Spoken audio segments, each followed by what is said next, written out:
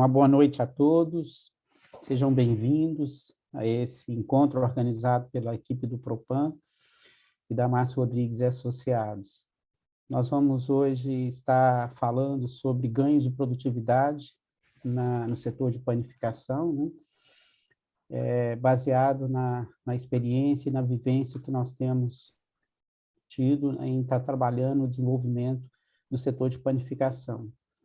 O objetivo desse encontro é estar atualizando as pessoas que acompanham e que têm interesse em conhecer mais o modelo de gestão desenvolvido pela metodologia Propan e se atualizando. São sempre encontros que trazemos as últimas análises, as questões mais relevantes em relação àquele tema específico e o grande desafio que as empresas de panificação vivem nesse momento. Nós temos uma série de questões que têm influenciado os negócios e como que as empresas têm lidado com essa situação. Meu nome é Márcio Rodrigues, vou estar fazendo a apresentação. Quero inicialmente agradecer a presença de todos vocês. Nós estamos nessa semana, uma semana de feira, com várias pessoas participando da FIPAM. Eu também vou estar lá na FIPAM na próxima quinta-feira, inclusive vou estar fazendo uma apresentação no estande da prática. E, nesse momento, a feira traz para a gente uma reflexão as questões ligadas à tecnologia, processo, inovação, tanto na área comercial quanto na área industrial, dentro do setor de panificação. Então, nós vamos estar iniciando os nossos trabalhos. Quero passar a palavra para o Marcelino para ele dar uma boa noite para todos vocês também, para a gente iniciar. Marcelino. Bacana, Márcio. Obrigado. Boa noite a todos. Para quem não me conhece, eu sou Marcelino Rodrigues, sou gestor comercial lá na MR Associados, no Propan. Me coloco à disposição de vocês, vou estar aqui dando suporte, alguém que tiver alguma dúvida, quiser conversar. Daqui a pouco eu vou colocar no chat aí um questionário assim para vocês avaliarem o evento, para a gente ir melhorando o conteúdo, vendo se a gente está atendendo as expectativas suas, e também quem quiser receber o material que o Márcio vai apresentar, um PDF do conteúdo, a gente vai enviar para quem preencher essa avaliação, né, Márcio? Lembrando que na próxima semana também, se houver interesse, vai estar isso até nesse questionário. A gente vai estar iniciando no dia 25 um curso de gestão da produção, que tem a ver com o tema aqui, onde a gente vai mais a fundo na gestão do processo produtivo. Então, uma boa palestra, né? Um bom evento para vocês. Espero que a troca de experiência enriqueça a todos. Obrigado. Obrigado, Marcelino. Nós temos algumas empresas que são parceiras nossas no desenvolvimento da nossa atividade, que apoiam o nosso trabalho. Dentro dessas empresas, nós temos 2 empresas aqui representando. Vou pedir para elas darem a boa noite, se apresentar um pouco para a gente. O Fábio, da Bakery Tech. Depois eu passo a palavra para o Wagner, da Ripone. Fábio, uma boa noite. Boa noite, Márcio. Obrigado. Boa noite, Marcelino, Wagner e todos que estão aí, né, mais uma vez, em busca de conhecimento, né? Como o Márcio mencionou aí da realização da FIPAM, né? 2 anos sem FIPAM, né, Márcio? 3 anos. E 3 anos, verdade. 3 anos sem FIPAM, e a gente pode observar nesse primeiro dia quanta novidade realmente na parte de tecnologia, principalmente. A gente tem visto as empresas de equipamentos aí sempre inovando, né, e sempre trazendo novidades para o setor. Então, está participando aí dos eventos que o Propan, o Márcio Rodrigues, MR Associados promove, é sempre importante, por mais, né, que a gente tenha participado de palestras do Márcio, mas sabemos que ele sempre contribui, sempre traz aí conteúdo para enriquecer, né, e para, com certeza, trazer inovação aí para os panificadores e aqueles que estão ligados no setor. Nós, da Bakery Tech, temos uma parceria, né, e com o MR Associados, e temos proporcionado aí, temos visto, né, feliz, né, Márcio, de ver padarias renovando o contrato. O Márcio Rodrigues, recentemente tivemos com o Nel aqui lá no Espírito Santo, da rede Jardim do Pão, que está muito feliz com a parceria e a padaria crescendo, e não só o Neo, mas nós temos várias outras padarias aí no Espírito Santo, com a parceria com o Propan e participando aí com vocês, e a gente realmente pode identificar a diferença. Então, parabéns a vocês, né, por mais esse evento, e pode contar sempre conosco também, Critec. Obrigado, Márcio. Ok, Fábio, muito obrigado pelas suas colocações. Wagner, fala um pouquinho para nós qual que é o papel da Ricone aí no mercado de panificação. Boa noite a todos, boa noite, Márcio, Marcelino, mais uma vez. Fábio, primeiramente, é sempre um privilégio, viu, Márcio? Essa abertura que você, o time, Márcio Rodrigues, nos dão, essa parceria que vai se avançando com o tempo e cada vez mais trazendo novidades aí para o mercado. Bem, pessoal, eu respondo pelo comercial da Ricone Alimentos, sou gestor comercial na empresa. A Ricone Alimentos é oriunda aqui do estado de Minas Gerais. Nós estamos há mais de 2 décadas no mercado e com a gestão, de fato, essa gestão atual, há mais ou menos 15 anos, né? E posso dizer que é nesse período que, de fato, a Ricone, ela toma um caminho bem interessante, né? De renovação como empresa, de renovação como gestão, de busca de parcerias, né? E essa parceria, principalmente aí com o Márcio e o time MR Associados, eu acho que dá um outro caminhar para a Ricone Alimentos. Então, nós somos aqui de Minas, mais de 2 décadas de mercado, aí, atuando no segmento de panificação, confeitaria, aditivos para panificação, né? Hoje a empresa é presente em 21 estados, fechamos 2021 com 21 estados no Brasil, pulmões assim, abertos, crescendo de fato, levando muita parceria aos nossos clientes, né? Hoje, para vocês terem uma ideia, a Ricone Alimentos ela tem mais de 100 SKUs, produtos no portfólio dela, que de fato é um complemento, uma parceria bem interessante para o nosso parceiro panificador, né? Então, a gente trabalha aí dentro do campo da panificação convencional, confeitaria, aditivos com alta tecnologia, levando uma parceria e uma solução para o seu dia a dia, panificador, assim, de forma especial, né? A Ricone Alimentos, principalmente nessa nova gestão, em parceria com o Márcio, sempre teve um caminho voltado a desenvolver produtos que entregam praticidade, que entregam padronização, tecnologia, para favorecer, de fato, esse dia a dia, né? Eu vi o Fábio comentando aí nesse primeiro dia de FIPAM, né? O nível de tecnologia inserido aí nos equipamentos. Isso não escapa também, de fato, dos ingredientes que vão fazer ali a manipulação do dia a dia para o panificador, de fato, entregar cada vez mais produtos de alta qualidade, né, para ter praticidade no dia a dia e que tenha, de fato, um nível de concorrência no mercado de alto nível, né? E esse nível de parceria que a Ricone sempre está levando aos seus parceiros, né? Desenvolvemos hoje um trabalho sazonal, né? Agora estamos no mês de junho e julho agora com um receituário espetacular para a festa junina, onde a gente leva todo o time técnico para fazer essas apresentações, é um ganho de volume extra de fato ali para o panificador, né? É uma venda cada vez mais consistente e dentro dessa sazonalidade, levando um resultado bem atraente nesse momento do ano, né? A gente desenvolve também projetos específicos com panificador, gestão de indústrias para produtos convencionais, congelados. A gente tem uma equipe, um time comercial e o time de engenharia de alimentos com muita expertise e capacidade de entender o seu negócio e levar soluções práticas para a gente, de fato, levar a solução dentro da sua necessidade, né? A gente está falando de tecnologia, né? Eu posso dizer para vocês que nesses últimos 3, 4 anos, o que a gente firmou de parceria para estar levando tecnologia aos nossos produtos, né?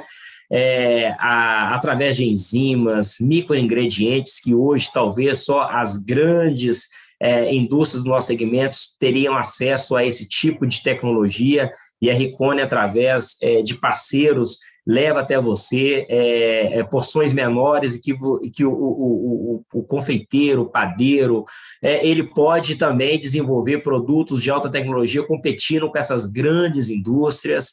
Enfim, são soluções bem interessantes que a gente se coloca à disposição, e sempre em parceria com o Márcio, aprendendo cada vez mais e trazendo novidades para o mercado. Então, assim, pessoal, como Ricone, como frente comercial, me coloco à disposição sempre, né? E gostaria muito que quem ainda não teve a oportunidade de contactar, seja com a empresa, seja com os nossos produtos, alguns serviços da Ricone, entra no nosso site, nas nossas redes sociais, Ricone Alimentos, RICONI, Ricone Alimentos, que vocês vão ver um pouco aí do que a gente oferece para os nossos parceiros. Obrigado, Márcio, aí pela oportunidade. Ei, Wagner, muito obrigado pela sua participação e colocando a Ricone sempre à disposição para aquelas empresas que querem buscar competitividade e qualidade nos seus produtos. Bom, nós vamos iniciar a nossa apresentação, eu vou compartilhar a tela para iniciar o conteúdo. Bom, hoje o tema que nós vamos estar trabalhando é sobre produtividade na área de produção dentro da indústria de panificação. Esse é um dos desafios que nós vivemos. As empresas buscam competitividade, o setor de produção é estratégico. Quando nós falamos em panificação, temos que lembrar que existe vários modelos de negócio dentro da panificação. Nós temos a panificação indústria, que vende para outros pontos de venda revenderem os produtos. Nós temos a panificação industrial congelada, que tem crescido de forma significativa nos últimos anos no Brasil. Nós temos as chamadas centrais de produção, que atendem vários pontos de venda. Nós temos as panificadoras tradicionais, as lojas no conceito gourmet, são as grandes padarias. Nós temos as boulangeries, que trabalham com foco em determinados nichos de mercado, as confeitarias. Então, quando nós falamos panificação, nós falamos do mundo da panificação, né? Um mundo de possibilidades e de negócios onde estamos aí sempre abertos. Dentre as empresas parceiras que nos permite estar sempre estudando e desenvolvendo o setor de panificação, além da Ricone e da Bakery Tech, nós temos uma parceria com a Prática, com a empresa de equipamentos. Inclusive, vou estar lá na FIPAM, na próxima quinta-feira, no estande da Prática, fazendo uma apresentação sobre panificação competitiva, onde a gente está trazendo algumas informações também para esse momento dentro do setor de panificação, de uma forma mais abrangente, além de outras empresas, como a Unifilia, que é uma empresa canadense, que trabalha com automação para o setor de panificação, a CAC Group, uma empresa holandesa, a Tecnoeb, empresa de tecnologia, a Casa Sol e a Pão da Serra. O que nós vamos estar falando hoje? Sobre o momento atual, sobre a gestão dos custos dos produtos vendidos, os pontos-chave para a competitividade, qualidade dos produtos, gestão dos processos, modelos de produção, congelamento na panificação e aumento de produtividade. Num encontro como o que estamos fazendo, o tempo não permite a gente aprofundar de forma significativa cada um desses assuntos. Nós temos um curso que inicia na próxima segunda-feira, onde nós vamos trabalhar a semana inteira todas as questões que envolvem a gestão da produção dentro do setor de panificação, onde a gente vai aprofundar bem mais do que nesse encontro. Então, é mais uma ideia do que nós estamos trabalhando atualmente dentro do setor de panificação, dentro da parte industrial. Quando nós trazemos uma das questões, o que é o negócio de panificação no Brasil? Nós fizemos esse estudo em 2019, em 2017, aliás, e nós fizemos uma atualização dessas informações em 2021, e hoje o negócio de panificação no Brasil é um negócio de 5,9 milhões de toneladas ano, onde o pão francês é 2 milhões de toneladas, os chamados pães macios, 1 milhão e 73, e nós tivemos aí, principalmente nos últimos 2 anos, um salto de crescimento nos pães empacotados industrializados, que saltaram de 407, 408 mil toneladas para 648 mil toneladas. Já é 10,9% do volume de produtos panificados no Brasil. Nós temos a linha que nós chamamos de queijo, que é o pão de queijo, chipa e os produtos, com cerca de 417 mil toneladas, bolos com 365 mil toneladas, os pães crocantes, e os croissants, e nós temos os produtos regionais, né? Cada região do Brasil nós temos uma infinidade de produtos que o setor de panificação desenvolve, muito característico dos hábitos de alimentação dessa região, né? Então, não conseguiríamos listar todos os itens para poder medir em volume. Esses principais são o que dá como referência e são comercializados e industrializados em todo o território nacional. O que tem acontecido no negócio de panificação?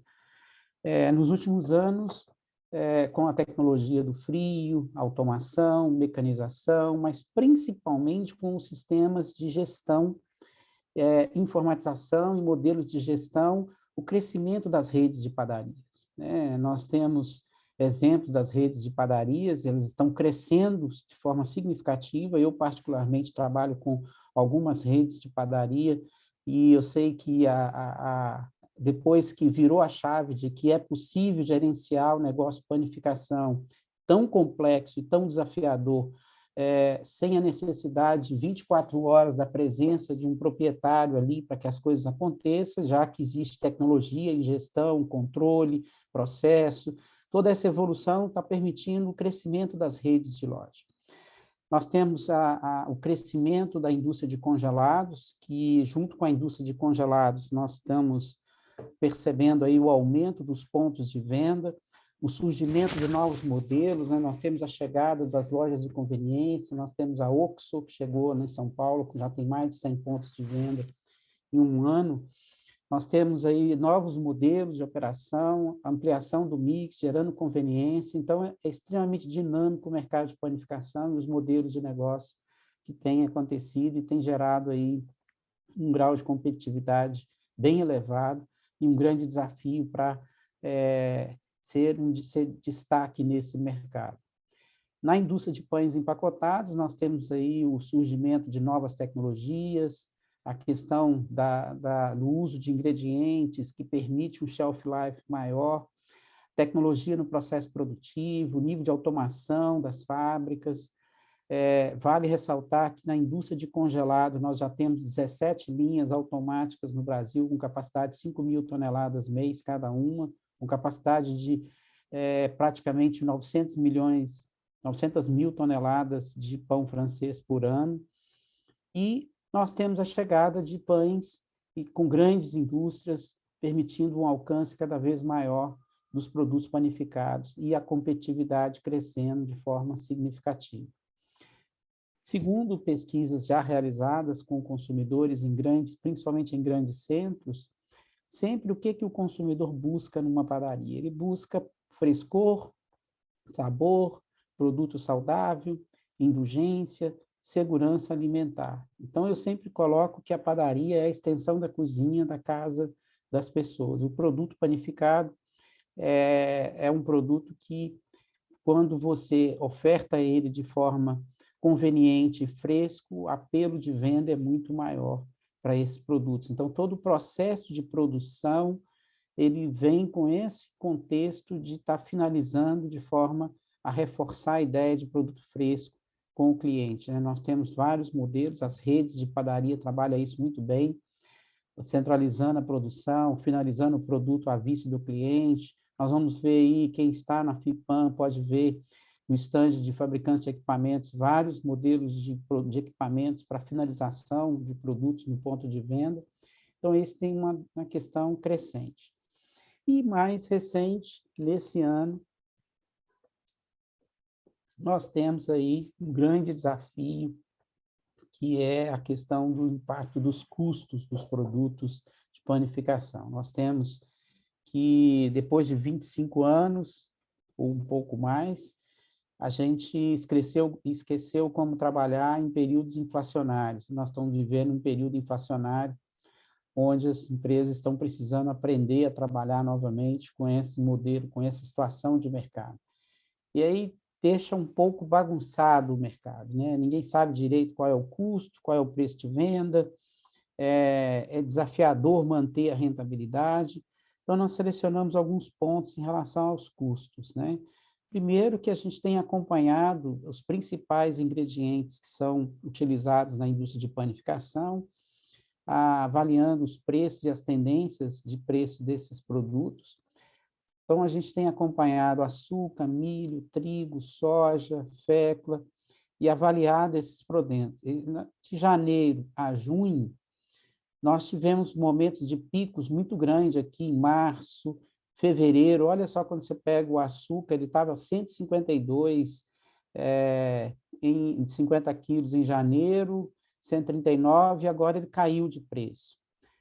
O milho, nós tivemos uma queda, mas o trigo não para de subir, né? O trigo continua subindo aí com todas essas questões ligadas à guerra, ao momento de mercado, ele continua subindo o trigo, né? Que é a nossa principal matéria-prima. Quando falamos em trigo para panificação, 30% da compra de matéria-prima é trigo.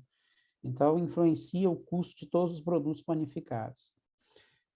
No auge desses ajustes de preço, em março, abril e maio, nós selecionamos 70 ingredientes mais utilizados pelas empresas de panificação, e aí fomos acompanhando os aumentos médios desses produtos. Em março foi 2,96, em abril 4,77, em maio 3,76, ou seja, em 3 meses teve um acúmulo de 11,4% de aumento de preço nesses insumos. Quando a gente fala nesses aumentos, qual é o impacto que traz para os negócios da panificação? Ou seja, se você tem a matéria-prima representando, em média, 30% do preço final de venda do produto, e essa matéria-prima em um ano subiu 40%, isso significa que o preço final do produto ali, o impacto no custo, vai dar 12,12. Então, para você recompor os ganhos em valores, você teria que reajustar em 12,12. Mas para manter o percentual de ganho, você teria que ajustar 40% no preço de venda do produto. E aí, dentro desse contexto, é um grande desafio atuar num mercado que está vivendo essas questões, ou seja, como é que vamos precificar os produtos?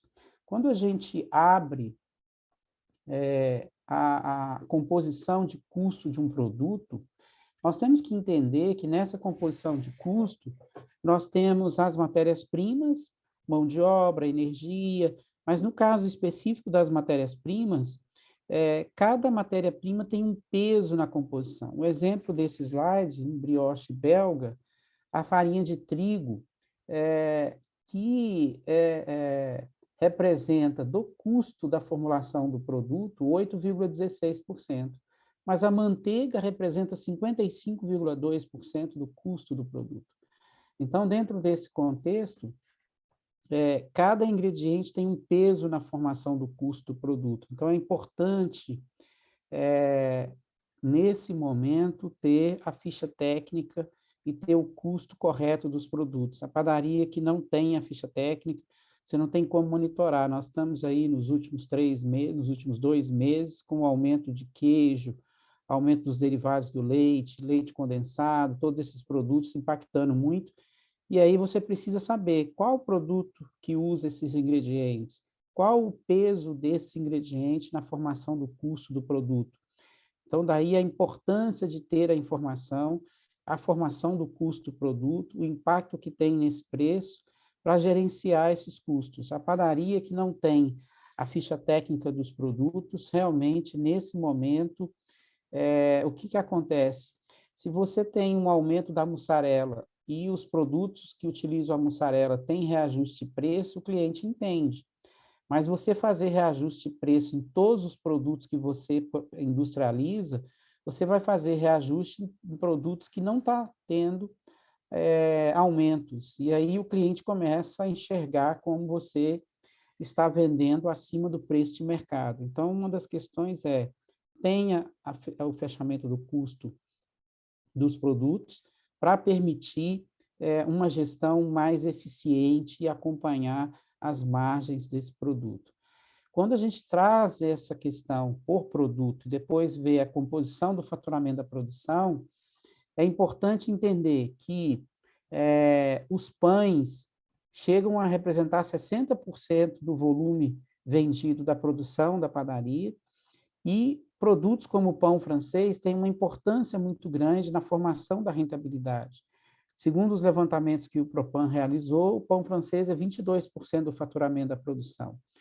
E aí, quando você tem o pão francês, os pães, ali com 43% do total, bolos, né? E você tem, cada grupo de produto tem um peso na formação do faturamento, tem uma estratégia de precificação, de margem, e isso vai permitir você ter um custo médio de mercadoria vendida, que é o custo da mercadoria vendida, que é o CMV, girando aí em torno de 25% a 30% do preço final. Temos que lembrar que soma-se o custo da ficha técnica do produto, a sobra, as perdas, degustação, as falhas operacionais. Então, dentro desse contexto, é importante ter claro qual é a composição do custo do produto. Quando a gente vai hoje, muitas padarias têm uma forte atuação com refeição. Muitas padarias servem almoço. E aí, quando você serve almoço, nesse momento, com o aumento das matérias-primas, o aumento das proteínas, a mudança do perfil do consumidor, tradicionalmente, as chamadas guarnições são 50% do prato de uma pessoa. As proteínas, 25%, os vegetais, 25%. Só que em áreas, em determinados pontos comerciais, a proteína já chega a 40% do prato que a pessoa está montando ali para consumir. Então, quando você diminui as guarnições e aumenta a proteína e aumenta os vegetais, o custo do cardápio fica maior. Então, os números que nós levantamos mostram que você precisa ter um custo médio do cardápio de até 25% do preço que você vende no quilo. Você precisa controlar a produção da cozinha, ou seja, levantar qual é o volume que você produz na cozinha, que manda para o buffet, controlar as perdas sujas, que você não consegue reaproveitar, identificar o volume em quilo vendido no caixa. E os números que nós chegamos, depois de acompanhar de perto produção, quebra, formação do cardápio, identificar melhor a operação, a conta ficou muito simples. De cada 10 quilos que você produz na cozinha, se não passar mais de 6 quilos no caixa, a operação não dá resultado. Então, muitas vezes a área de buffet é muito extensa, você precisa fazer 50 quilos de comida e colocar na área de venda, e só está passando no caixa 10 quilos, 12 quilos. Então, você tem um índice de quebra muito elevado, um gasto de matéria-prima em cima de um volume muito acima do que você está vendendo. Então, hoje, muitas padarias introduziram a parte de refeição, e tem buffet que, se você, a estruturação do cardápio é muito importante, ou seja, cada proteína, você precisa colocar, em média, 4 guarnições e 3 saladas. Então, se você vai montar um cardápio com 4 proteínas, você precisa ter, cada proteína, 4 guarnições, então você vai montar 4, vai ter 16 guarnições. E aí depois tem a questão das saladas. Se você estrutura bem um cardápio, o consumo médio, depois de 7 dias, você tem o custo médio do cardápio. Esse custo médio do cardápio tem que ser até 25% do preço que você vende. Então, se eu vendo a comida a 70, eu tenho que ter um perfil de cardápio diferente de se eu vendo a comida a 40. Se eu vendo a comida a 90, eu tenho outro perfil de cardápio. Então, essa engenharia do cardápio, a gestão do que está sendo produzido, a gestão das quebras, das perdas, tudo isso permite um acompanhamento mais eficiente e fazer com que a operação do almoço, do self-service, dê resultado. Algumas empresas estão bem organizadas nesse processo, bem eficientes, e com isso você consegue ter preço competitivo e ter uma operação rentável. Mas, ao mesmo tempo, tem algumas empresas que a operação do self-service está com CMV de 60%, 70%, mesmo vendendo a mais de R$80 o quilo da comida, em função do desequilíbrio em relação à gestão do cardápio, ao controle da quantidade que está sendo exposta. Então, é algo importante. Em algumas padarias, a área de refeição é 25% do faturamento.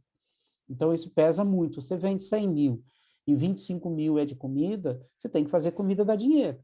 Se você não faz uma boa gestão nessa área, você tira toda a rentabilidade da empresa e aí é um risco para todo o conjunto da operação. Então, dentro dessa gestão dos custos, o almoço tem sido um grande desafio, tornar ele competitivo e rentável.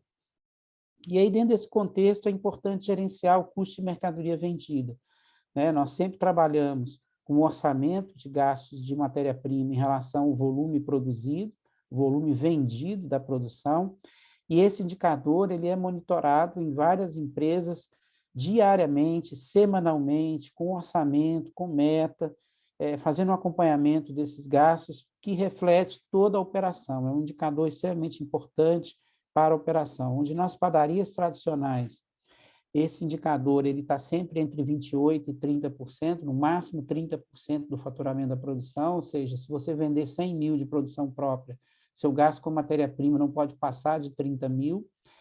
No caso do restaurante, se você vender 100 mil de refeição, você tem que ter até 35% com CMV, e isso reflete a gestão das perdas, da quebra, o cardápio, o planejamento de todo o orçamento, e isso é o que faz a operação ser mais rentável. Para as operações que trabalham no atacado, as indústrias, centrais de produção, nós falamos em custo de mercadoria vendida entre 40% e 45%, são os limites quando você trabalha na operação no atacado, na questão industrial. Bom, quando você tem diferença no custo de mercadoria, quando você tem diferença no custo de mercadoria vendida, você precisa rever todo o processo de gestão da operação, e aí, com isso, nós precisamos elaborar e introduzir controles nos processos, medir os processos. Você não pode melhorar o que você não está medindo. Precisa gerenciar as perdas, a aquisição da matéria-prima, as margens que os produtos têm, precisa estar com as fichas técnicas tudo elaborado. Algumas empresas trabalham com um conceito que eu gosto muito, que é de ter a chamada pré-pesagem dos ingredientes para liberar a operação, os ingredientes de acordo com o que está planejado para produzir, e o mix de venda também é importante. Quando você tem uma baixa participação dos pães, que tem boa margem de contribuição, a tendência é o custo de mercadoria vendida ficar mais alto. Então, quando a participação da área de refeição cresce, quando diminui a venda de pão francês, cresce a venda de outros produtos, que apesar de ter valor agregado, tem menos margem, o CMV sobe, e aí, com isso, compromete a rentabilidade da empresa. E os processos críticos. Nesse gerenciamento, nós temos as fichas técnicas. Nesse momento, com os aumentos dos insumos, algumas empresas estão fazendo revisão a cada 15 dias nos custos. Todo produto que o custo de matéria-prima na ficha técnica passa de 25%, passa de 27%, passa de 22%, depende do que foi planejado para aquela operação, tem sido realizado reajustes de preços pontuais e não viradas de tabelas onde todos os produtos são ajustados os preços, é muito mais pontual. Dentro desse contexto, a gestão das perdas é muito importante, nós vamos falar sobre isso também.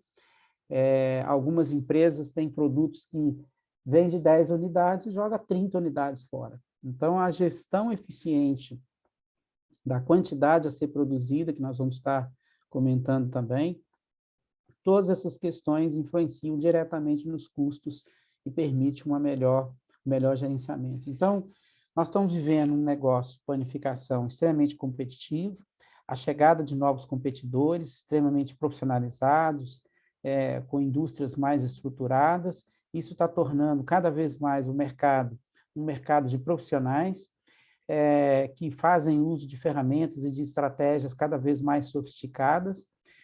Nesse momento, a economia, nós temos uma inflação mundial, né? Nós temos a maior inflação nos últimos 40 anos nos Estados Unidos, nós temos uma inflação na Europa muito forte, nós temos país de economias maduras com inflação, e o Brasil não seria diferente, sem contar os nossos vizinhos aqui com inflações de 70% ao ano. Então, nós temos aí, no Brasil, uma inflação que está projetando aí em torno de, nos últimos 12 meses, de 11% a 12%, uma inflação que deve virar 2022 em torno de 9%, e essa inflação é muito acima do que estávamos convivendo nos últimos 20 anos, e isso trouxe a necessidade de uma gestão mais eficiente dos custos e uma gestão mais eficiente da precificação dos produtos, que muitas empresas faziam um reajuste de preço uma vez por ano, subia lá um percentual uma vez por ano e pronto. Hoje não. Hoje você precisa monitorar isso de perto. E essas questões, elas estão sendo absorvidas pelas empresas no mercado, mas algumas empresas que nós observamos que têm pontos fundamentais de competitividade, elas estão conseguindo enfrentar essa situação de uma forma menos dolorosa, vamos dizer assim, né? Elas estão conseguindo resultados melhores. E isso, quando nós listamos o que é uma empresa competitiva nesse momento, nós listamos os pontos principais que permitem essas empresas serem mais competitivas, né? O primeiro deles é trabalhar com produtos de qualidade. Depois nós vamos falar sobre o que é produto de qualidade. E dentro desse contexto de qualidade tem 2 pontos. Aqueles produtos que o cliente encontra em todos os lugares, como é que é o padrão de qualidade desses produtos. Os chamados produtos icônicos, que são os produtos destaques, o que você tem no seu ponto de venda que o cliente não encontra em outros lugares. A abordagem, o atendimento, o serviço que é agregado em relação a esse atendimento. A eficiência operacional, que mede as rupturas, as sobras, as falhas na operação, a definição melhor dos padrões em relação aos processos, e transformar o seu ponto de venda numa marca destino, né? Fazer com que o cliente saia para ir no seu ponto de venda. Então, dentro desse contexto, qualidade dos clássicos, qualidade dos produtos icônicos, atendimento diferenciado, eficiência operacional, e tornar a marca uma marca destino. Vamos falar um pouco de cada um desses pontos, né? Quando a gente fala de qualidade do produto, o que nós estamos falando? Nós estamos falando de produtos com formulação definida, com matérias-primas selecionadas com qualidade, com mão de obra qualificada em relação à execução das tarefas, à manipulação dos produtos, ao gerenciamento dessas tarefas, processo de fabricação com qualidade, com processos respeitados, bem gerenciados, porque nós temos uma influência muito grande no resultado final dos nossos produtos, o processo, definição de um padrão a ser seguido, ou seja, qual que é a referência de qualidade que você vai estar trabalhando com seus produtos, isso precisa ser valor dentro da empresa, uma auditoria nesses padrões de qualidade, uma atenção ao abastecimento e a auditoria nesse padrão, ou seja, dentro desses pontos, entendemos que você está direcionando o esforço operacional para ter mais qualidade, né? E aí, quando nós falamos que você precisa ter o que chamamos de clássicos com mais qualidade, ou seja, se toda padaria tem bolo, que o da sua padaria seja o melhor. Se toda padaria tem pão de queijo, que o da sua padaria seja o melhor. Se toda padaria tem pão francês, que o da sua loja seja o melhor. Da hora que abre, à hora que fecha. Os clássicos precisam ter qualidade. Isso faz com que você tenha credibilidade para precificar de forma adequada os produtos e o cliente continua comprando. Então, se eu não tenho um pão francês de qualidade, provavelmente o cliente não vai associar os seus produtos a produtos de qualidade. Então, dentro desse contexto, aquilo que é fácil de ser encontrado em todas as padarias, a sua loja tem que ter o melhor. E nós temos os produtos icônicos, que são produtos que tornam a padaria especial. São produtos que diferenciam, né? Que o cliente não encontra facilmente um produto assim, né? Ou seja, são os produtos de destaque. Então, esses são os produtos icônicos. E aí nós precisamos construir isso, né? Nós temos vários exemplos no mercado de produtos icônicos em padarias. Então, tem padarias que têm, igual essa aqui, a Paneteria ZN, a coxinha virou notícia, né? Então, você tem determinados produtos que realmente chama a atenção do cliente, são os produtos icônicos. E aí nós temos que transformar os nossos produtos em produtos icônicos, em produtos que se destacam no mercado e são diferenciados. Então, eu tenho um padrão de qualidade para aquilo que o cliente encontra facilmente em todas as lojas, superior, e eu tenho produtos com a sensação de exclusividade que o cliente só encontra na minha loja com aquela característica. São estratégias importantes. E aí nós temos que vender a experiência para o cliente, e o cliente gosta de encontrar novidades. E aí, dentro desse contexto, os estudos mostraram que o cliente ele precisa encontrar novos produtos com regularidade.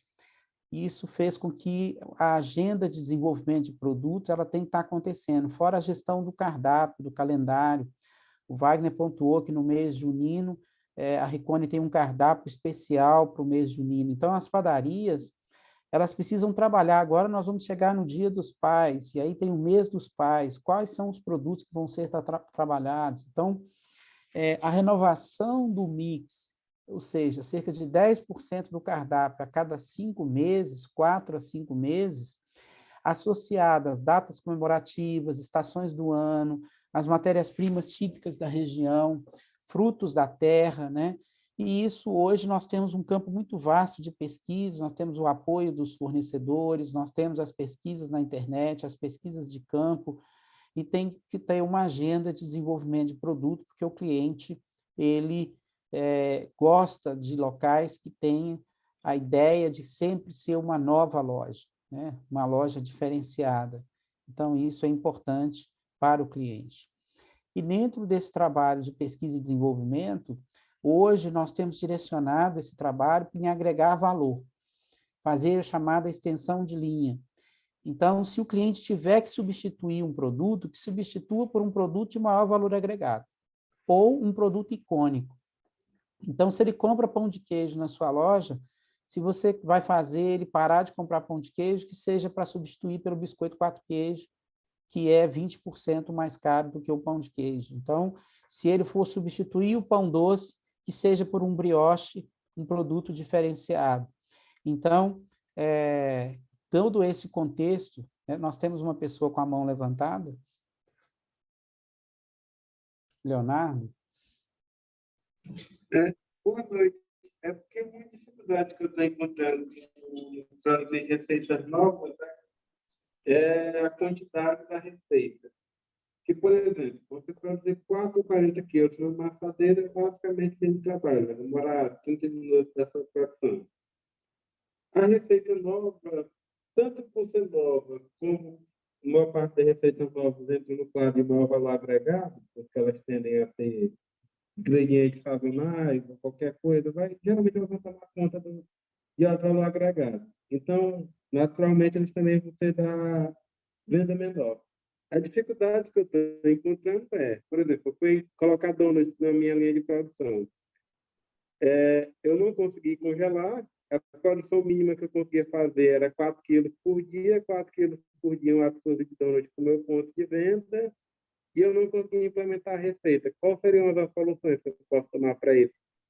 Se o produto você não pode congelar, nem resfriar, nem embalar, você não tem hábito de consumo e vai ter que desenvolver o hábito de consumo, você pode iniciar com a escassez, ou seja, você vai colocar para o cliente no calendário que você só tem donuts na quinta e na sexta. Eu faço muito isso na minha loja e dá muito certo. Então, nós temos produtos com dias específicos que o cliente encontra esse produto. E à medida que esse produto ganha escala, é que ele vai ganhando mais dias dentro da produção. E com isso você tem a ideia da inovação, de agregar valor e organiza melhor a produção.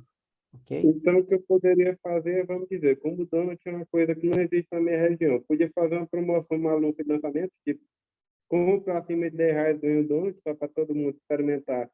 E ter uma sensação de que ele comprou aquilo ali para dar mais valor, e depois fazer uma campanha de escassez dizendo que só tem donut no sábado, só tem donut na sexta, que são os dias que são mais associados com o vendedor. Exatamente. E ele só vai ganhar o cardápio diário se ele tiver volume de venda diário acima de 3 quilos. Se ele não tiver venda diária acima de 3 quilos, ele tem dias específicos que o cliente encontra ele. Ok? Agradeço. Tá, obrigado. E aí, outro ponto importante em relação à qualidade dos produtos é o que nós chamamos de assinatura do produto. Hoje, uma das estratégias que nós temos trabalhado para criar a assinatura do produto é a massa madre, é o processo de fermentação, é o teor de acidez que o produto tem. Com isso, você consegue personalizar o sabor dos seus produtos e criar hábitos com o seu cliente de repetir a compra. E a massa madre já foi demonstrada através de estudos que o consumo regular de pães com massa madre desenvolve uma relação do consumidor de hábito, onde ele percebe a diferença e acha que o produto que não tem aquela característica, ele tem menos sabor, ou seja, o cliente acostuma e vai entender que o seu produto é melhor do que dos concorrentes, porque ele tem um sabor único. Então, isso é o que chamamos de assinatura. Isso é uma estratégia que tem sido utilizada em algumas padarias, com ótimos resultados, quando você personaliza e você cria. E grandes indústrias, né? Você vê que a Bauducco lançou a marca Bauducco, todos os pães da marca Bauducco têm massa madre. E aí tem um diferencial, e eu já tive exemplos de pessoas comentando que o sabor do produto é diferente dos demais do mercado. Então, cria uma relação e uma fidelização maior por parte do cliente. E quando nós falamos de gerenciamento da produção, falando dos processos, né, nós falamos da qualidade do produto, dos produtos icônicos, dos produtos clássicos, da assinatura do produto, dos padrões de qualidade, tudo são pontos importantíssimos para a gente garantir competitividade.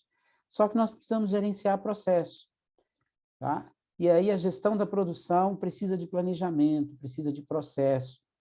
Então, quando a gente vai organizar a produção, nós temos que levar em consideração qual é a estrutura que nós temos na produção, né? Nós temos os equipamentos, a mão de obra. Quando eu tenho deficiência de mão de obra, eu preciso trabalhar com processos mais simples. Então, quando eu utilizo uma pré-mistura, eu tenho facilidade no processo de fabricação e eu não preciso de uma mão de obra altamente qualificada. Quando eu quero explorar processos mais elaborados, eu preciso de uma mão de obra mais qualificada, uma mão de obra com um nível melhor. E eu preciso avaliar a infraestrutura de equipamento para organizar a produção, se eu tenho limitações de forno, de utensílios, de maceira, tudo isso vai permitir um melhor gerenciamento do processo produtivo. Então, tem que entender qual é o recurso que tem à disposição para ser desenvolvidos as atividades. E quando falamos de produtividade na panificação, pois não, Marcelino? Mas temos uma pergunta, eu sei que você já até abordou aí, mas assim, a Célia está dizendo o seguinte, aqui a maior dificuldade é acompanhar o aumento de matéria-prima, né? Pois é, isso é um assunto que eu pontuei, né? A gente precisa acompanhar, ver o impacto nos custos e reajustar. Só que, quando eu tenho que reajustar, eu tenho que ter credibilidade. Por isso que nós falamos de qualidade de produto, de produtos icônicos, porque para o cliente continuar comprando, o produto tem que ter credibilidade. Se a empresa não tem credibilidade, não é uma loja destino, onde o cliente vai para comprar os produtos, a dificuldade é maior de repassar os aumentos dos insumos. Isso aí. Aqui sem mais por enquanto. Lembrando, né, Márcio? Lembrando aos participantes, podem ficar à vontade, levanta a mão ou manda no chat aqui, faz um comentário ou faz uma pergunta. Fica à vontade. Ok. Então, nós, quando falamos de volume em quilos por funcionário mês, nós temos a produtividade, que é influenciado pela mecanização do processo, o uso de tecnologias, como a tecnologia do frio, os processos de produção, a gestão desses processos, são todos pontos importantes. O faturamento médio por funcionário mês da produção, onde nós temos o preço médio por quilo, a questão da inovação, o que nós chamamos de extensão de linha, o mix de venda de produtos, o mix de produto, tudo isso influencia no faturamento médio por funcionário mês. E qual é esse faturamento médio mês? Hoje, a média está em 20 mil, o número ideal é acima de 23, e nós já temos exemplos de padaria faturando 30 mil de venda mês por funcionário da produção, com alta performance e alta produtividade, que é uma combinação de valor agregado, preço médio por quilo, alta performance de produtividade. E, ao mesmo tempo, nós temos muitas padarias ainda abaixo de 20 mil reais mês por funcionário da produção, que significa custos elevados, pouca competitividade, impactando diretamente nos resultados. Então, hoje, o número médio é 20 mil, o ideal é acima de 23, e para que aconteça esse resultado, nós precisamos ter produtividade em volume em quilo mês por funcionário, onde a linha de pão francês chega a 1.500 quilos mês por funcionário. Isso significa o seguinte: se a padaria tiver 30 funcionários, mas ela tiver 10 pessoas na produção, esse faturamento que nós falamos conta só os funcionários da produção. E esse volume em quilo são só as pessoas que estão envolvidas no processo produtivo. Inclui as pessoas que trabalham na pré-pesagem dos ingredientes, na higiene também dos espaços. Mas é só quem está diretamente envolvido no setor de produção. As outras áreas não entram. E aí dá uma ideia que hoje o número ideal é a média de 750 quilos mês, ou seja, uma padaria com 750 quilos mês por funcionário na produção. Se ela tiver 10 pessoas na produção, o ideal é produzir acima de 7.500 quilos e agregar valor. Pois não, Marcelinho? Não, tem até o tema tem a ver. O Ricardo está perguntando se essa medida só conta a produção, se os atendentes não. É o que eu acabei de dizer, os atendentes não entram nesse contexto. Se eu tiver 30 pessoas na padaria, eu tenho 15 pessoas no atendimento, 10 pessoas na produção e 5 pessoas na chamada atividade meio, entre administrativos e outras áreas. Então, aqui entra só as pessoas da produção, ok? Beleza, Márcio. Em relação a todos os colaboradores, você pode adiantar? Eu sei que é um assunto mais voltado para a gestão. Qual seria a média, segundo uma pergunta aqui do Ricardo Laurindo? Acima de 11 mil. Legal. Tá? Abaixo de 11 mil já é baixa produtividade. Ou seja, se eu tiver 30 pessoas na loja, eu teria que faturar acima de 330 mil. E se tiver uma empresa com muita revenda, esse valor vai subir, né, Márcio? Aí vai depender. Para isso é para as padarias com 60% de produção própria. Se tiver menos de 60%, vai desconfigurar e mudar todo o padrão dos indicadores. Legal. Por isso a importância, às vezes, de analisar o indicador e contextualizar, né, Márcio, para a realidade daquela empresa e aquela possibilidade, né? Exatamente. Bacana. Para conseguir esse faturamento por funcionário da produção, nós precisamos ter preço médio por quilo. E o preço médio por quilo precisa ser acima de 60% do preço do pão francês, que é o produto de maior volume. Então, se eu vender o pão francês a R$20, eu tenho que ter um preço médio por quilo de 32. Se eu vender o pão francês por R$25, eu vou ter um preço médio por quilo mais alto. Se eu vender o pão francês por R$15, meu preço médio por quilo vai ser mais baixo. Eu tenho que compensar com volume, né? Então, isso passa para a elaboração dos modelos e dos cardápios, que a gente vai falar um pouco à frente. E hoje, como que está organizado os processos de produção das empresas de panificação, né? De cada 10 toneladas de produtos panificados produzidos pela padaria, em média, 60% são os pães e 40% são os produtos de maior complexidade.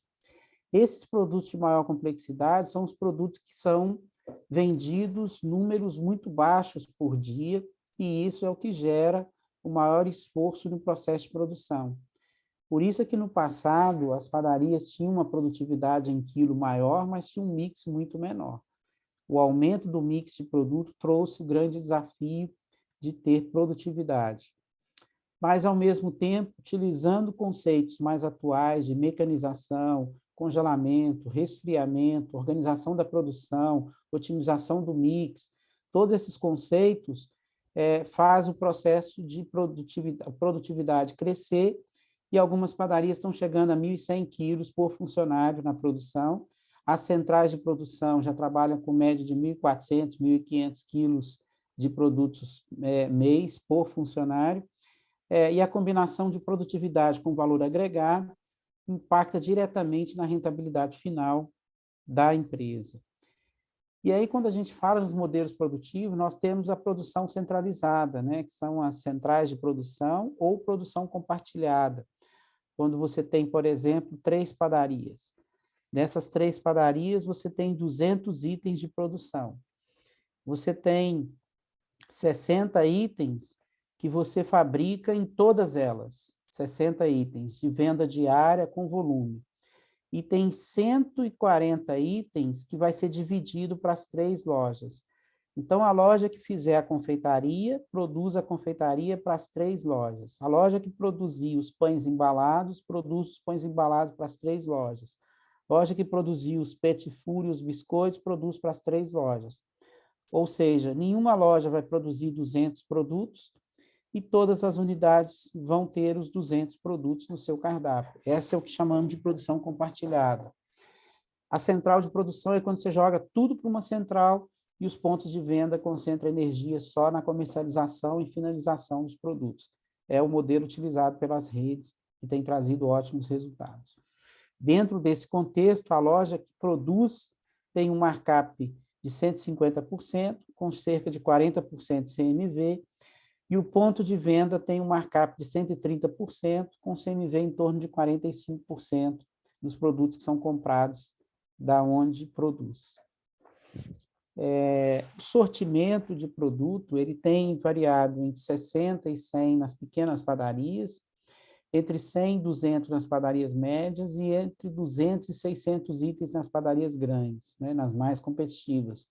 Mas nós temos exemplo de padaria com 80 metros de área de venda e tem aí perto de 500 produtos, mesmo com 80 metros, porque utiliza o processo de centralizar a produção numa estrutura industrial mais adequada, porque uma loja que tenha 80 metros de área de venda e tenha 50 metros de área de produção, não vai conseguir fazer toda a variedade de produtos e toda a estrutura.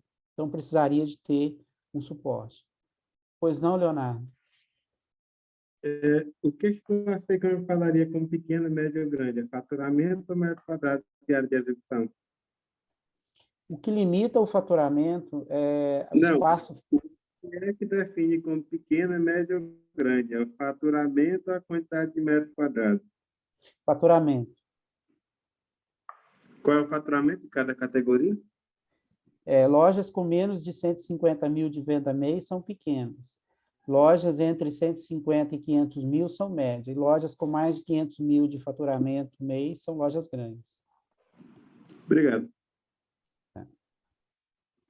Que às vezes você pode ter, né, Márcio, uma loja grande, mas que está faturando pouco, então todos os indicadores dela têm que ser adequados ao tamanho do faturamento, né? Quando você fala loja grande, espaço físico, né? Espaço físico, porque nós definimos... Ah. Nós definimos o tamanho da loja pelo faturamento. Se o faturamento é pequeno, ela é pequena. Ela pode ter área grande com potencial de crescer, mas, na verdade, ela tem que funcionar como uma padaria pequena, senão não vira, né? A não ser que coloque produto nela, né? Se ela tiver 8 itens por metro quadrado, ela vai vender como loja grande. Se não tiver item, se não tiver mix, não vende. Pois não, Leonardo? Então, já baixa... Desculpa, eu esqueci de baixar a mão. Tá ótimo. Tranquilo. Vamos lá. Vamos lá. Uma das questões importantes no planejamento da produção é o cardápio, o calendário. Você precisa mesclar entre produtos de grande volume e produtos de maior valor agregado. Então, quando a gente define que o cardápio vai ter 200 itens, você precisa ter desses 200, 60 itens com venda diária acima de 2, 3 quilos, e você tem 140 itens com venda diária baixa. E aí você precisa ter um planejamento dos dias que vai produzir esse produto, de menor volume, e agregar valor entre o preço do pão francês e os preços dos produtos de maior valor agregado para conseguir preço médio. Então, o calendário de produção é esse planejamento. E alguns produtos não têm nem como você produzir e congelar, nem como produzir e resfriar, nem como produzir e embalar, e aí, com isso, você vai definir dias específicos que esse produto vai ser encontrado no ponto de venda. E aí, esse planejamento do calendário da produção é uma fase importante na gestão da produção. Um outro ponto importante é o acompanhamento diário da quantidade a ser produzida, da quantidade vendida. Eu não posso comparar a venda de segunda-feira com domingo. Não posso comparar a venda de sexta-feira com quinta. Eu tenho que analisar a venda de sábado de manhã e não comparar com sexta-feira de manhã. Então, eu vou analisar o comportamento de venda de acordo com o dia da semana e as características do ponto de venda, e gerenciar melhor essa quantidade a ser produzida, a ser vendida, e aí nós temos alguns pontos que são gerenciados, principalmente as sobras e as faltas desses produtos. E aí a falta é um problema sério. Todo produto que tem perda zero tem ruptura, né? Então, se nunca sobra o produto, com certeza falta. Então, as lojas têm acompanhado de perto os índices de ruptura. Normalmente, a gente seleciona de cada 100 itens, 30 itens são os que representam, em média, 90% da venda, e esses produtos que somados representam 90% da venda não pode faltar hora nenhuma na loja, e tem que sobrar no final do dia. Então, você tem que medir 8 horas da manhã, 3 horas da tarde, 7 horas da noite. E esses produtos não podem faltar, e você tem que ter a gestão de ruptura. Pois não, Marcelino? Uma pergunta aqui, Márcio, do Ricardo Laurindo, ele está perguntando se essa média de 8 itens por metro quadrado seria só de itens de fabricação própria ou de revenda de terceiros? Não, é tudo. É número de SKU. Então, 100 metros quadrados, 800 itens. Exatamente. Legal, Bom? bacana. Sem mais. Tá. E aí nós temos a questão da gestão de ruptura, que é um ponto importante. Hoje, algumas empresas têm trabalhado com uma gestão muito eficiente de ruptura, trabalhando com menos de 5% de ruptura, ou seja, de cada 100 itens monitorados tem que faltar menos de 5. Pois não, Marcelino? Não, Márcio, desculpa, só não abaixei aqui, perdão. Tá. E o outro ponto importante é a sobra, né? É importante gerenciar a sobra. A sobra você precisa trabalhar com o preço de custo em relação ao total de venda, 4% de sobra. No caso, o preço de venda, da sobra a preço de venda em relação à venda, até 10% de sobra, e algumas empresas estão trabalhando com índice abaixo de 5% de sobra. Essa questão da sobra é importante porque ela impacta diretamente no custo de mercadoria vendida. Quanto mais sobra, mais gasto com matéria-prima, maior o esforço de produção, gasto de energia, de mão de obra para jogar fora. Ao mesmo tempo, se você controla muito a sobra e deixa faltar, você perde venda. Então, o equilíbrio é gerenciar esses dois pontos, né? Que é fundamental para ter um nível de competitividade melhor da parte de produção. Em relação às matérias-primas, é importante gerenciar o acesso à matéria-prima. Então, eu tenho dois modelos. Eu tenho o almoxerifado, que é onde você define onde ficam as matérias-primas e quem vai ter acesso à matéria-prima, e o que nós já falamos, que são a utilização do conceito de pré-pesagem, onde as receitas ficam previamente definidas, em tamanhos diferentes, e aonde é liberado de acordo com a ordem de produção.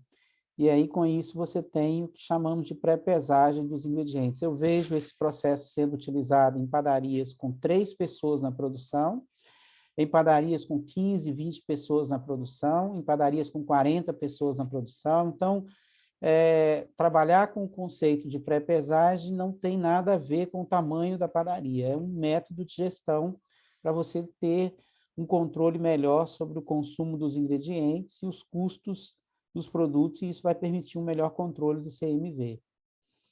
Para isso, nós temos 2 pontos em relação ao gerenciamento da produção: o planejamento e controle da produção e a otimização do mix. Planejamento e controle é listar os produtos, organizar conforme o processo de produção, separar os produtos que podem ser resfriados. Aí eu não vou produzir esse produto para um dia de venda só à tarde. Eu vou produzir para vender hoje e amanhã de manhã. Então, eu tenho produtos que eu posso trabalhar com ele resfriado. E eu tenho produtos que eu posso embalar. Então, eu posso produzir 3 vezes por semana e ter ele a semana inteira na loja. Tem produtos que eu posso produzir uma vez por semana, congelar e finalizar de acordo com a demanda do ponto de venda. E nós temos os chamados subprodutos, que você, quando vai montar uma torta, você tem que fazer o pão de ló, tem o recheio, tem a cobertura, tem todos esses ingredientes que são montados separados, né? E aí, organizar melhor esse planejamento e controle da produção para gerenciar melhor a compra de matéria-prima, gerenciar melhor os custos. Isso são ferramentas muito importantes para ter eficiência. E um outro ponto nessa eficiência operacional é a otimização do mix, ou seja, nós temos o que chamamos de produtos campeões, que são os produtos que têm margem de contribuição acima de 80% e volume de venda mês acima de 90 quilos. E nós temos os produtos ruins, com baixa margem, com custo de matéria-prima alto, baixa margem, pouco volume de venda e ainda para coroar tem um índice de perda elevado. Então, esses produtos críticos precisam ser melhor gerenciados, definir melhor a frequência de produção, organizar melhor esse processo produtivo. Esse é um ponto importante para ganhar eficiência na produção. Para isso, precisa identificar esses produtos, começar a organizar melhor o processo de produção desses produtos, os produtos campeões e principalmente os críticos, né? São os produtos que mais têm problemas assim, que impactam diretamente no custo. E aí, para ganhar produtividade, pois não, Marcelinho? Tem uma pergunta aqui do Gleidson, mas eu estava aguardando, porque eu sei que você vai entrar no assunto de congelamento, e ele fez a seguinte pergunta: ainda vale a pena o processo de congelamento, principalmente para os itens de pouca produção diária? Aí eu só estou ilustrando aqui, porque você vai abordar o assunto de congelamento, né, Márcio? O processo de congelamento, ele vale a pena, principalmente nos produtos de volume pequeno de venda diária. Você imagina se eu vendo 1 quilo de um produto por dia. Eu parar mão de obra 2 horas para fazer 1 quilo. É muito melhor eu fazer 7 quilos, congelar, armazenar, e todos os dias eu tirar 1 quilo do freezer e finalizar de acordo com a demanda da loja. Então, eu vou ser muito mais produtivo, porque o tempo de elaboração de 7 quilos é praticamente o mesmo de 1 quilo. E a mão de obra custa mais caro que a matéria-prima. Tempo de batimento, tempo de descanso, tempo de pesagem, né, Márcio? Tudo isso vai ser igual se a massa for um pouco maior ou menor, né? Exatamente. Tá? Eu sempre aconselho, no caso das padarias tradicionais, começar com congelamento nos produtos de pouco volume. Não é congelar pão francês, é congelar produtos que têm uma venda baixa. E quando nós temos a questão do congelamento, nós temos vários tipos de equipamentos e técnicas, né, que influenciam dentro desse processo. Nós temos aí na FIPAM vários equipamentos à disposição em relação ao processo de congelamento, para poder conhecer, e esse processo evoluiu muito e tem permitido ganhos significativos de produtividade na indústria de panificação. Pois não, Leonardo? Eu gostaria de saber como é que você dimensiona a capacidade que você precisa de refrigerada na padaria. Tem alguma técnica para discutir isso? Algum Não, número? depende do número de itens. No caso, o refrigerado é o que você tem de estocagem, quais são os produtos.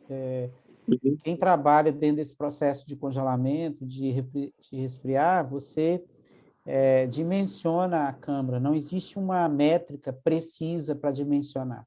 Se você vai vender 10 toneladas, se dessas 10 toneladas você vai vender 300 quilos por dia, e desses 300 quilos você vai vender 100 quilos de pão francês, 200 quilos dos outros produtos, e desses 200 quilos você tem 100 quilos que você vai trabalhar com produto congelado, significa que você vai precisar ter até 700 quilos de capacidade de estoque, que é uma semana. E você pode trabalhar com 3, 4 dias. Então, todos esses cálculos é no planejamento da produção. Depende de algumas variáveis que não tem uma métrica pontual que sirva para todos, não. Só tem método, então. Você tem algum método formalizado? Tanta Não, coisa por dia? Tá? Tem que não. fazer um cálculo mesmo e ver como é que cabe. Entendi. Entendeu? Obrigado. É interessante, né, Márcio? Porque aí volta a pergunta do Leonardo, né? Vai muito na individualidade e no volume dele, né? Específico da produção dele. Agora, voltando aqui nessa pergunta aqui do Gleidson, né? Falando sobre o congelamento e a sua orientação de congelar pelos produtos que vendem menos. Inclusive, um dos motivos, muitas vezes, do produto vender pouco é exatamente a desabastecimento, né, Márcio? Que o congelamento vai ajudar a resolver, né? Mas não é bem, Marcelino. Vamos colocar aqui o seguinte. Uhum. Quando eu vou dimensionar o volume, se a loja tem 500 atendimentos por dia, né? Se ela tem 500 atendimentos dia, vezes 30 dias, vai ser igual 15.000 atendimentos mês. Né? Se eu dividir isso pela frequência, que são 11, eu vou ter 15.000 dividido por 11, eu vou ter 1.363 compradores. Vezes consumo médio por comprador, que é 6 quilos de produtos mês, eu vou ter um potencial de venda 1.363 vezes 6 quilos, eu vou ter um potencial de venda de 8 toneladas, 178 quilos mês. Se eu for dividir isso aqui por 30 dias, né? Dividido por 30, eu vou ter uma projeção de demanda de 272 quilos dia. Então, eu vou ter aí 80 quilos de pão francês e o restante. Com isso, eu consigo dimensionar a câmara, equipamento, estrutura, tamanho da loja. Isso faz parte do plano de negócio. Né? Dos estudos prévios que são estabelecidos, depende do ponto, do potencial. Se a loja já existe e ela tem 500 atendimentos por dia e ela não está vendendo 8 toneladas, depende de abastecimento, de mix, de estratégia comercial. Se ela está vendendo mais de 8 toneladas, porque incluiu a refeição e tudo, ela está trabalhando muito bem, ela precisa de mais fluxo. Então, tem como hoje direcionar, dimensionar todo o processo e ter uma estimativa com base nos estudos do benchmark nas empresas que são mais competitivas, né? Onde esses dados eles acabam trazendo para a gente referências muito positivas. E aí o congelamento é uma ferramenta importante hoje para ganho de produtividade, para melhorar abastecimento, para redução de custo. Então, não tem como trabalhar hoje fazendo pão de queijo todo dia. Eu posso fazer 1, 2 vezes por semana e congelar e posso assar o dia inteiro na área de venda. Né? Então, e aí eu tenho os vários tipos de congelamento lento, congelamento rápido, congelamento por ar forçado, ultracongelador, né? E aí entendendo esse contexto. E aí nós vamos caminhando para a nossa conclusão de gerenciamento da produção com grande questão da gestão, que é o aumento da produtividade. Né? E esse aumento da produtividade, nós temos trabalhado com ele com a teoria da restrição, ou seja, identificando os gargalos. Quais são os pontos no processo de produção que você tem gargalo? a capacidade que você tem de forneamento, a capacidade de produção com a mão de obra, os horários. Eu estava conversando com um panificador essa semana e a produção dele tem 4 pessoas. Os 4 chegavam de manhã e iam embora 2 horas da tarde. Para ele conseguir atender, eles faziam 3 horas extras por dia. E aí ele colocou 2 pessoas chegando 4h30 da manhã, 2 pessoas chegando 9 horas da manhã, e aí destravou os equipamentos, porque aí você tem um tempo maior de disponibilização de equipamentos, sem fazer 1 hora extra, ele conseguia agora produzir tudo que ele produzia, fazendo média de 2, 3 horas extras por dia. O que aconteceu foi que os padeiros reclamaram que antes ele ganhava hora extra, então ele teve que mudar a forma de remuneração. Mas eles aumentaram a capacidade de produção, aumentaram a condição de atender a demanda que a loja tinha e que estava tendo muita falta de produto por não conseguir atender a demanda. Isso é a teoria na prática da restrição. Identificar os gargalos, o que impede o fluxo de trabalho, quais são os pontos principais, e a produção é cheia de gargalos, né? Tem muitos pontos de estrangulamento. E aí nós já realizamos vários trabalhos levantando a capacidade por equipamento, por funcionário, por espaço, por demanda de mercado, igual eu acabei de fazer aqui, analisar a demanda de mercado, ver qual é o potencial que você tem de produção, identificar esses pontos críticos de trabalho nos processos, né? Ver qual é a capacidade. Nesse exercício aqui que foi feito numa central de produção, a capacidade de produção era muito maior, só que estava precisando organizar melhor esse fluxo de trabalho. Pois não, Leonardo?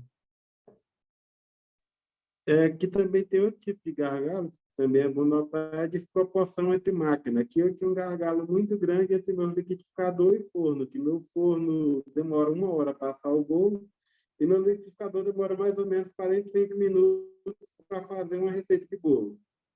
Tendo só um liquidificador, o liquidificador só dá metade da capacidade do forno, então o forno tem que esperar 2 produções do liquidificador para ligar o forno uma vez. Aí nessa falta de proporção aí, atrasava muito a produção sem razão nenhuma. Exatamente. E aí você trouxe um exemplo prático de um processo de destravar a produção, se você acompanha o processo e identifica quais são os pontos de estrangulamento. Pois não, Marcelino? Temos mais uma consideração aqui do Gleidson, Márcio. Ele está perguntando o seguinte: o processo de pré-pesagem, sabemos que ajuda na padronização, mas para uma padaria que tem 3 pessoas na produção, é compensador ter uma pessoa na pré-pesagem? Essa pessoa, nessa padaria que tem 3 pessoas que existe, né, que ela demora 4 horas para fazer a pré-pesagem dos ingredientes das 30, 40 receitas que vão produzir no dia. Porque cada funcionário da produção significa aproximadamente 15 itens. Então, uma padaria com 3 pessoas na produção, ela faz cerca de 45 itens. E aí, esses produtos vai demorar 3 a 4 horas para poder separar tudo. Fora das 7h20, se 3 horas eu estou fazendo a pré-pesagem, o restante eu estou ajudando no processo de produção. Então, se eu não tenho volume para ter uma pessoa só para ficar com pré-pesagem às 8 horas de trabalho, ele não vai fazer só isso. O que não significa não fazer a pré-pesagem, porque já vai ficar tudo pronto, separado. Com isso, tem muito menos erros no processo de produção. Você pontuou, né, Márcio, lá atrás, às vezes na consultoria mesmo a gente vê isso. Uma empresa tem 40 pessoas na produção, ou tem 3, todo mundo no começo alega uma certa dificuldade de implantar a pré-pesagem, só que o ganho, conforme você falou, de padrão, de processo, até agora, com esses aumentos de matéria-prima, as empresas que têm os seus custos e a gestão do processo mais organizada têm tido uma resposta mais rápida e eficiente, né? Na apuração de preço, definição de preço final. Então, assim, a padronização, ela traz para a empresa o comando da gestão da produção também, né? Exatamente. Voltando a falar das restrições, nós temos, como foi exemplificado pelo Leonardo, nós temos que acompanhar muitas vezes para identificar quais são os pontos, quais são os gargalos, se no equipamento, se na mão de obra, na etapa forno, se na finalização, aonde está o gargalo. E isso, se você destrava, se você quebra esse estrangulamento na produção, você melhora a produtividade. Então, Num conceito de gestão, você tem um momento de identificar o gargalo, explorar essas restrições, sincronizar o sistema de restrição, elevar a restrição, e aí você estabelece uma melhoria, uma evolução da sua capacidade de produção. Organizando o horário dos funcionários de acordo com a disponibilidade de equipamento, aumenta a produtividade, a capacidade de produção. E aí, concluindo o nosso dia, nós temos que falar do momento que as empresas estão vivendo, do grande desafio de formação da equipe, de retenção de talentos, tornar a empresa competitiva como empregador, atrair os talentos. Numa situação que nós estamos vivendo, onde cerca de 10% dos postos de trabalho estão em aberto, na maioria das empresas, com dificuldade de colocação, de contratação, de atrair esses profissionais, a empresa precisa ser competitiva como empregadora, né? Ela precisa ser atraente. O jovem hoje analisa muito isso, né? Muitas vezes você está na frente de uma pessoa, entrevistando essa pessoa para uma vaga, e essa pessoa está escutando o que a sua empresa oferece, comparando com outras opções que ela tem, para saber se ela tem ou não interesse em estar trabalhando com você. Então, um dos grandes desafios do momento é tornar a nossa empresa competitiva para atrair e reter talentos. Nós estamos aí com 9% de taxa de desemprego, nós já vivemos no Brasil um momento com 5%, 6%, que era pleno emprego, mas no setor de panificação, das empresas que eu tenho trabalhado, a gente presta serviço para cerca de 60 empresas no nosso escritório. Essas empresas juntas faturam perto de R$ 1 bilhão por ano, e quando a gente analisa, praticamente 80% delas têm vaga em aberto atualmente, e são empresas competitivas. Então, é um grande desafio nesse momento você reter os talentos, atrair as pessoas, formar um bom time. E aí, dentro desse contexto, o engajamento das equipes, né? Ou seja, você ter clareza de propósito, disposição dessas pessoas, a adesão, formação de um time. E aí, para ter equipes engajadas, você precisa ter clareza em relação à direção e prioridades, estão alinhadas em torno de objetivos comuns, desenvolver e capacitar e aprender através do erro, aproveitar as oportunidades antes que os competidores façam isso. Então, a gente precisa entender que nós temos que ser competitivos, não é achar que só porque eu tenho uma vaga em aberto que todo mundo vai ficar desesperado para trabalhar na sua empresa e vai dar graças a Deus. Não é bem assim na prática. Então, é importante conhecer a sua equipe, ou seja, eu gosto de dizer o seguinte: eu preciso saber quem são as habilidades chaves da minha empresa, quem são as pessoas importantes que, se saírem, vai afetar toda a estrutura da minha empresa. Conhecer e, muitas vezes, personalizar. As grandes organizações, elas atraem a equipe, as pessoas, pelo pacote de benefício e remuneração. E a pequena empresa, ela consegue competir personalizando a relação, conhecendo melhor a sua equipe, dando um tratamento, muitas vezes, diferenciado, trazendo isso para um projeto, para um propósito. Então, são valores diferenciados que permitem que uma empresa menor seja competitiva no mercado, né? E aí nós temos, para formar equipe, desafiar o estabelecido, inspirar uma visão compartilhada, capacitar as pessoas para a ação, apontar caminhos, encorajar, ou seja, esse é um dos grandes desafios que nós temos nesse momento. E eu coloco que nós, quando encontramos talentos, nós temos que reter essas pessoas, né? Nós temos que trabalhar para poder ter, porque o time é importante. Para construir uma equipe forte, você deve ver a força de outra pessoa como um complemento à sua fraqueza e não ameaça a sua posição e autoridade. Então, isso é um ponto importante, a soma das competências. E dentro desse contexto, nós precisamos trabalhar na formação das pessoas, nós precisamos trabalhar no crescimento individual. Nós estamos atualmente com uma grade de cursos, onde todo mês nós temos conhecimentos, treinamentos à disposição. E aí, dentro desse contexto, nós temos organizado esses encontros para falar de temas específicos, para poder aprofundar um pouco mais, e os cursos. E isso a tecnologia deixou a gente mais acessível, né? Nós temos alguns exemplos, gostaria de compartilhar com vocês a fala de um empresário muito respeitado em Manaus, que é o Dedé, que ele participou desse treinamento que nós vamos fazer na próxima. Olá, pessoal, tudo bem? Para quem não me conhece, eu sou o chefe Dedé Parente, sócio fundador do Grupo Dedé, da Cachaçaria do Dedé em Manaus, Engenho Dedé em Fortaleza, BH e Belém. Nós estamos no mercado há 29 anos, né? E agora, no mês de julho, eu tive um grande prazer, uma grande satisfação, né?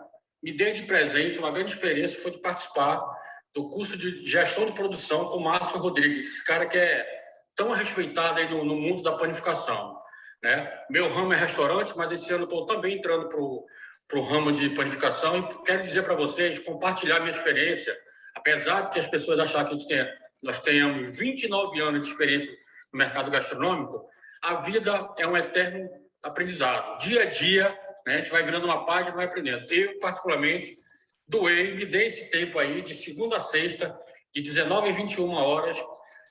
Quando chegou na segunda-feira, quando terminou o primeiro dia do treinamento, eu me senti com perda já, porque já ia chegar sexta-feira, e o negócio foi tão bom, porque foi troca de experiências com pessoas do Brasil inteiro. Então, eu super recomendo esse investimento, não é nem na tua empresa, é no teu pessoal. Te garanto que vai ser muito bom, claro, para você, para as tuas finanças e, claro, para a tua empresa. Então, boa sorte, parabéns, Márcio, e a equipe da Márcio Rodrigues. Bom, com isso eu concluo o nosso dia de trabalho, né? Nós vamos ter esse treinamento na próxima semana e eu quero agradecer a oportunidade que vocês permitiram a gente estar realizando esse encontro, trazendo um pouco mais da visão nossa atual sobre o mercado de panificação, principalmente a área industrial, que é o tema, e contar com a participação de vocês no nosso próximo treinamento. Aqueles que ainda não conhecem, estão todos convidados a estar participando. Então, nós vamos encerrar aqui a minha apresentação. Quero agradecer a oportunidade, agradecer a presença de todos vocês, nesse momento aí virtual e momento de FIPAM. Nós estamos aí juntos essa semana lá na FIPAM. Na quinta-feira eu vou estar no stand da prática, e quem estiver visitando a FIPAM, faça uma visita para a gente, né? Próxima quinta-feira, às 16 horas, nós vamos estar falando um pouco sobre panificação competitiva. Então, uma boa noite, muito obrigado a todos vocês. Pois não, Marcelo? Só lembrar aqui, Márcio, você citou aí os cursos, né? Nós temos 5 cursos nesse formato ao vivo, online, de capacitação focado muito nas lideranças, na gestão, mas também estamos elaborando um novo curso voltado para a equipe de atendimento. Então, nos projetos de consultoria que a gente presta, nos projetos de mentoria, isso também vai ser um serviço prestado dentro da consultoria de capacitação mesmo da equipe de atendimento. Então, daqui uns dias vai ter um curso novo aí saindo do forno aí. E lembrando também aos participantes, né, por gentileza, assinar aí a lista de presença que eu coloquei no chat, porque a gente vai mandar o material por e-mail amanhã para as pessoas que preencheram a lista, e, se possível, avalia, dá o seu feedback para a gente, se vocês gostaram do conteúdo, coloca algum conteúdo que você gostaria de ver em momentos futuros, vai ser um prazer. Agradecer aqui em nome da Márcio Rodrigues, toda a equipe, a participação de todos, de estarem aqui conosco, acompanhar e estar prestigiando os nossos trabalhos aí também. Então, muito obrigado a todos, viu, pessoal? Bacana.